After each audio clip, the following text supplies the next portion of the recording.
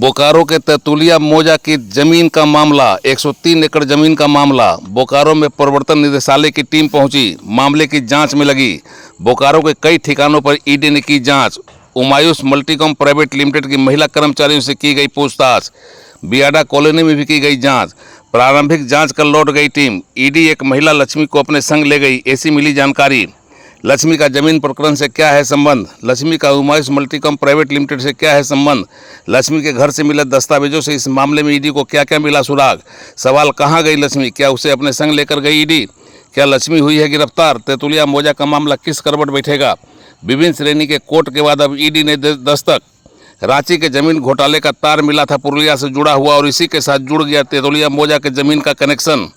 यही कनेक्शन ने ईडी को पहुंचा दिया बोकारो। बोकारो के चास अंचल के अधीन आने वाला तेतुलिया मौजा के 103 एकड़ जमीन, जिसके वन भूमि होने का वन विभाग का है दावा, मामले ने आज नई करवट ली है। अब तक निचली अदालत से लेकर ऊपरी अदालत तक तथा विभिन्न कार्यालयों में पत्राचार में फंसी तेतुलिया मौजा की 103 एकड़ भूमि के मामले में ईडी ने दखल दी है और इसी के दखल के साथ ईडी की कई टीम ने बोकारो के विभिन्न क्षेत्रों में एक साथ कई ठिकानों पर दबिश दी।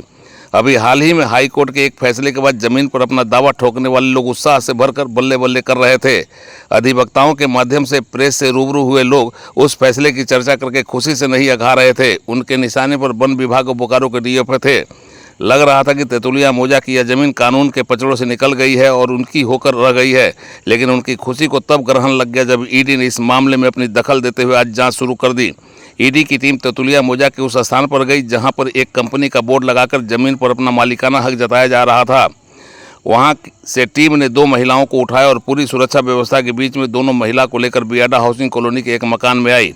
यहां शुरू कर दी गई जांच। कहा जाता है कि इस मकान में लक्ष्मी रहती है और उसका इस जमीन से गहरा नाता रहा है। ईडी ने वैसे कुछ नहीं बताया है, लेकिन जो जानकारी मिल रही है कि इस ठिकाने से परिवर्तन निदेशालय की इस टीम को अहम जानकारी हाथ लगी है और अहम दस्तावेज भी मिले हैं। कहा यह भी जाता है कि लक्ष्मी को अपने संग लेकर ईडी चली गई है। सवाल यह है कि क्या लक्ष्मी गिरफ्तार हुई? क्या लक्ष्मी को पूछताछ के लिए ईडी अपने संग ले गई है? क्या लक्ष्मी को पूछताछ के बाद छोड़ दिया गया है? लक्ष्मी का जमीन प्रकरण से क्या कनेक्शन है? समझा जाता है कि इसी की गुत्थी सुलझाने के लिए ईडी ने लक्ष्मी को उपयुक्त पात्र माना है। और ईडी को लगा है कि लक्ष्मी से बहुत कुछ जानकारी मिल सकती है जो जमीन घोटाले की तह तक ले जाएगी और इस प्रकरण में ईडी के फंदा को कई लोगों के गले तक पहुंचा देगी। वैसे आधिकारिक तौर से लक्ष्मी की गिरफ्तारी, लक्ष्मी को अपने संग ले जाने की बात की पुष्टि नहीं हुई है, लेकिन जो बातें हवा में तैर रही है वह बता रही है कि जमीन घोटाला, जमीन के मालिकाना हक और जमीन के वन जंगल झाड़ नेचर से समान प्रति बन जाने का चैप्टर एक बार फिर नए सिरे से आगे बढ़ चला है। ईडी ने जमीन रजिस्ट्री कार्यालय पर भी दबिश दी है।